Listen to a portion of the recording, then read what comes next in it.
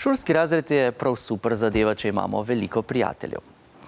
A v vsakem razredu je tako, da so nekateri bolj priljubljeni, drugi manj in lahko se zgodi, da posamezniki postanejo črne ovce. Skratka, da se z njimi nihče ne druži.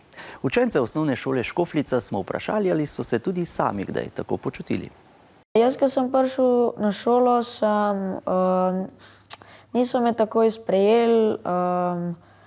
Ne vem, tudi skupaj, ko smo zunaj, ko smo, nogomet igrali, me tudi niso neki sprejeli. Še niso vedeli, koliko sem dober pa take stvari. Par let nazaj, tako nisem imela nobenih prijateljev, tako da je bilo res, da bi bila črna ovca. Jaz osebno se bi počutil zelo slabo, če bi bil na njihovem mestu kot ta črna ovca. Tako zanemarjeno, osamljeno sem se bolj počutila.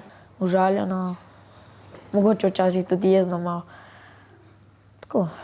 V življenju pa je tako, da niso izločeni vedno isti ljudje. Ponavadi je tako, eno leto si ti izločen, drugo leto bo on spet izločen, pa bo pol leta spet tretji, pa si lahko spet ti, ne.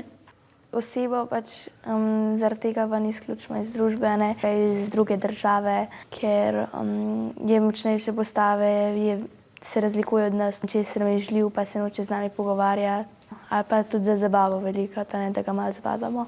In zakaj se tako obnašamo? Pred tisočimi leti smo živeli v manjših skupnostih in tisti, ki niso bili v naši skupini, so predstavljali nevarnost. Skupino je bilo treba zaščititi pred njimi. Danes ne živimo več tako, a del naših možganov se tega še vedno spomni, čeprav danes tujci večinoma ne predstavljajo nobene grožnje in lahko sprejmemo kogarkoli, saj tako skupina postane bogatejša in močnejša. Lahko je tisti, ki ga noben ne mara, ful prijazen, pa bi bil popoln najboljši prijatelj zate, sam ne upaš ga spoznati. In še to, če se kdo ne želi z nami družiti, še ne pomeni, da se ne bo nihče. Prijatelje lahko najdemo marsikje in ni nujno, da so tisti, ki so najbolj priljubljeni, tudi vedno najboljši prijatelji.